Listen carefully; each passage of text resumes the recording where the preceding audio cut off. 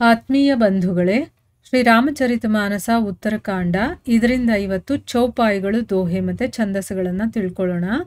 ಬಾಪಿ ತಡಾಗ್ Anoop coop ಮನೋಹರಾಯತ್ ಸೋಹಹಿ ಸೋಪಾನ ಸುಂದರ ನೀರ್ ನಿರ್ಮಲ देखी ಸುರ ಮುನಿ ಮೋಹಹಿ ಬಹು ರಂಗ ಕಂಜ ಅನೇಕ ಜಗಕೂಜಹಿ ಮಧುಪ ಗುಂಜಾರಹಿ ಆರಾಮ ರಮ್ಯ ಪಿಕಾದಿ ಖಗ್ रव जनु पथिक हंकारही रमानाथ जह राजा सो पुर बरनी की जाई अनिमादिक सुख संपदा रही अवध सब छाई जह तह नर रघुपति गुण गावही बैठी परस पर इहई सिखावही भजहु प्रणत प्रतिपालक रामहि शोभाशील रूप गुण धामहि जलज बिलोचन श्यामल गातहि पलक नयन इव सोवक त्रातहि धृत सर रुचिर चाप तुनीरहि संत कंज बन रबि रणधीरहि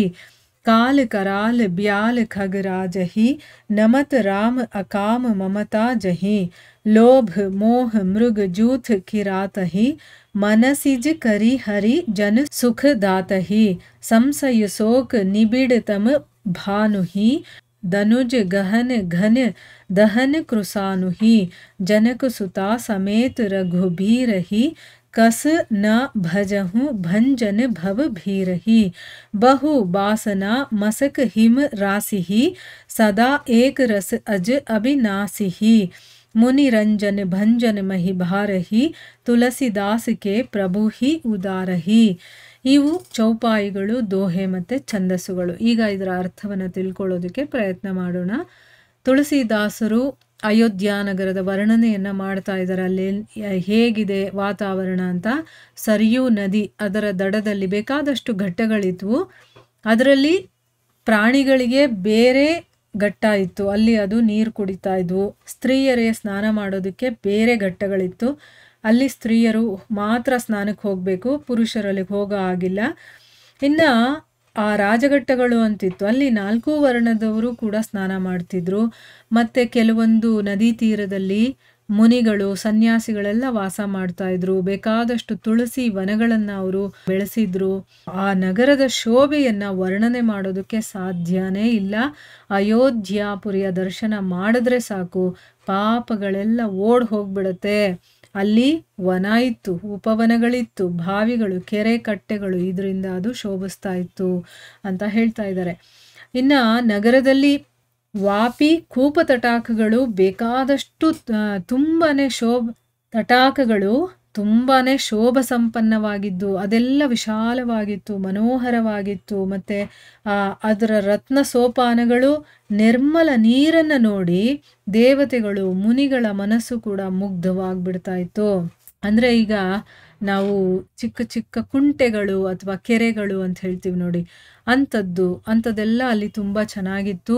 ಆಮೇಲೆ ಅಲ್ಲಿ ಬೇರೆ ಬೇರೆ ರೀತಿಯಲ್ಲಿ ಅದನ್ನೆಲ್ಲನೂ ಕೂಡ ಅಲಂಕಾರ ಮಾಡಿದ್ರು. ಸರೋವರಗಳಲ್ಲಿ ಬೇಕಾದಷ್ಟು ಬಣ್ಣ ಬಣ್ಣದ ಕಮಲಗಳೆಲ್ಲ ಅರಳಿತ್ತು. ಅನೇಕ ರೀತಿಯ ಪಕ್ಷಿಗಳು ಕೂಗುತ್ತಾ ಇದ್ವು, ಭ್ರಮರಗಳೆಲ್ಲ ಝೇಂಕರಿಸ್ತಾ ಇದ್ವು. ಪರಮ ರಮಣೀಯವಾದಂತಹ ಉದ್ಯಾನವನಗಳು, ಕೋಗಿಲೆ, ಈ ರೀತಿಯ ಬೇಕಾದಷ್ಟು ಪಕ್ಷಿಗಳ ಕಲಕೂಜನ ಅಂತಂದರೆ ಅದು ಕೂಗುತ್ತಲ್ವಾ, ಅದರ ಮೂಲಕ ಅಲ್ಲಿ ಹೋಗ್ತಾ ಇದ್ದಂಥ ಹಾದಿ ಹೋಕರನ್ನು ಕೂಗಿ ಕರಿತಾ ಇವಿಯೇನೋ ಅನ್ನೋ ರೀತಿ ಅನ್ನಿಸ್ತಾ ಇತ್ತು. ಸಾಕ್ಷಾತ್ ಲಕ್ಷ್ಮೀಪತಿನೇ ರಾಜನಾಗಿರಬೇಕಾದ್ರೆ ನಗರವನ್ನು ಯಾರಾದರೂ ವರ್ಣಿಸೋದಕ್ಕೆ ಸಾಧ್ಯನಾ? ಅಣಿಮಾದಿ ಅಷ್ಟಸಿದ್ಧಿಗಳು ಮತ್ತು ಸಮಸ್ತ ಸುಖ ಸಂಪತ್ತುಗಳು ಕೂಡ ಅಲ್ಲಿ ತುಂಬಿ ತುಳುಕ್ತಾ ಇದ್ವು. ಅಲ್ಲಲ್ಲಿ ಪ್ರಜಾಜನರೆಲ್ಲ ಏನು ಮಾಡ್ತಾ ಇದ್ರು? ಶ್ರೀರಾಮನ ಗುಣಗಾನವನ್ನು ಮಾಡ್ತಾ ಕೂತ್ಕೊಂಡಿರ್ತಾ ಇದ್ರು. ಅವರೆಲ್ಲ ಸೇರಿ ಕೂತ್ಕೊಂಡು ಒಬ್ಬರು ಇನ್ನೊಬ್ಬರಿಗೆ ಉಪದೇಶಗಳನ್ನು ಮಾಡ್ತಾ ಇದ್ರು. ಏನಂತ ಉಪದೇಶ ಮಾಡ್ತಾ ಇದ್ರು? ಶರಣಾಗತ ರಕ್ಷಕನು, ರೂಪ, ಗುಣ, ಶೀಲ ಇದರ ಧಾಮನಾಗಿರುವಂತಹ ಶ್ರೀರಾಮನನ್ನು ಭಜಿಸಿ, ಕಮಲ ನೇತ್ರನೂ ಶ್ಯಾಮ ಸುಂದರನೂ ಆದಂತಹ ಪ್ರಭುವನ್ನು ನೀನು ಭಜಿಸು ಅಂತ ಒಬ್ಬನು ಇನ್ನೊಬ್ಬನಿಗೆ ಹೇಳ್ಕೊಡ್ತಾ ಇದ್ದ. ಆಮೇಲೆ ರೆಪ್ಪೆಗಳು ಕಣ್ಣನ್ನು ಕಾಪಾಡುವ ಹಾಗೆ ತನ್ನ ಭಕ್ತರನ್ನು ಕಾಪಾಡುವ ಆ ಧಣಿಯನ್ನು ಭಜಿಸು. ಸುಂದರ ಶರಚಾಪ ತೂಣೀರ ಪಾಣಿಯಾದಂತಹ ಪ್ರಭುವನ್ನ ಭಜಿಸು. ಸಜ್ಜನರು ಅನ್ನುವಂತಹ ಕಮಲಗಳನ್ನು ಅರಳಿಸುವ ಸೂರ್ಯನ ಹಾಗಿರುವಂತಹ ರಣಧೀರ ರಾಮನನ್ನ ಭಜಿಸು. ಮೃತ್ಯು ಅನ್ನುವಂತಹ ಭಯಂಕರ ಕಾಲಸರ್ಪವನ್ನ ನುಂಗುವ ಗರುಡ ರೂಪಿ ರಾಮನನ್ನ ಭಜಿಸು. ನೋಡಿ, ಮೃತ್ಯುವಿನಿಂದ ನಮ್ಮನ್ನು ಕಾಪಾಡಬೇಕು ಅಂತಂದರೆ ಅದು ಭಗವಂತನಿಂದನೇ ಸಾಧ್ಯ. ಆಮೇಲೆ ನಿಷ್ಕಾಮ ಭಾವದಿಂದ ಯಾರು ಅವನನ್ನು ಪ್ರಾರ್ಥನೆ ಮಾಡಿಕೊಳ್ತಾರೋ ಅಹಂಕಾರ ಮಮಕಾರವನ್ನು ಕೂಡ ದೂರ ಮಾಡುವಂಥ ಆ ಶ್ರೀರಾಮನ ಭಜನೆ ಮಾಡು. ಇಲ್ಲಿ ಕಾಮನೆ ಇಲ್ಲದೆ ನಾವು ಅವನನ್ನು ಭಜಿಸ್ಬೇಕು, ಏನೋ ಒಂದು ಪ್ರತಿಫಲವನ್ನು ಇಟ್ಕೊಂಡು ಭಜಿಸೋದಲ್ಲ, ಆಯಿತಾ. ಆಮೇಲೆ ಲೋಭ ಮೋಹ ಅನ್ನುವಂತಹ ಮೃಗಗಳನ್ನು ಕೊಲ್ಲುವ ಬೇಟೆಗಾರನು, ಕಾಮ ಅನ್ನುವಂಥ ಮತ್ತಗಜವನ್ನು ಸೀಳಿ ಹಾಕುವಂತಹ ಸಿಂಹ ಸದೃಶನು, ಸೇವಕರಿಗೆ ಸುಖವನ್ನು ಕೊಡುವಂಥವನು, ಅವರ ಸಂಶಯ ಶೋಕ ಅನ್ನುವಂತಹ ಘನತಿಮಿರವನ್ನು ಓಡಿಸುವಂಥ, ಅಂದರೆ ಅದು ಒಂದು ಕತ್ತಲು ಥರ, ಅದನ್ನೆಲ್ಲ ಓಡಿಸುವಂತಹ ಸೂರ್ಯ ಅವನು.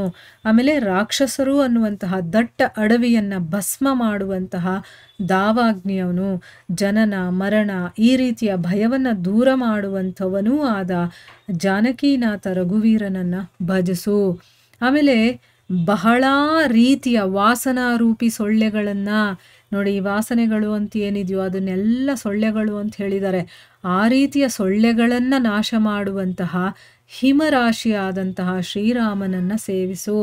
ಹಿಮ ಇದ್ದಾಗ ಸೊಳ್ಳೆಗಳು ಇರೋದಿಲ್ಲ, ಅದಕ್ಕೆ ಆ ವಾಸನಾರೂಪಿ ಸೊಳ್ಳೆಗಳಿಗೆ ಹಿಮದ ಥರ ರಾಮ ಅಂತ ಹೇಳ್ತಾ ಇದ್ದಾರೆ.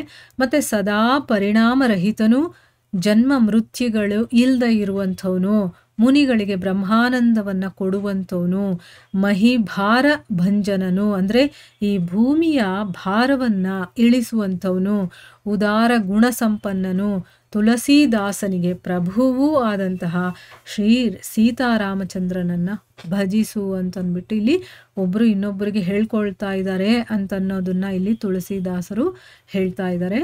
ಇಲ್ಲಿಗೆ ನಾವು ನಿಲ್ಲಿಸೋಣ. ಹರೇ ಕೃಷ್ಣ.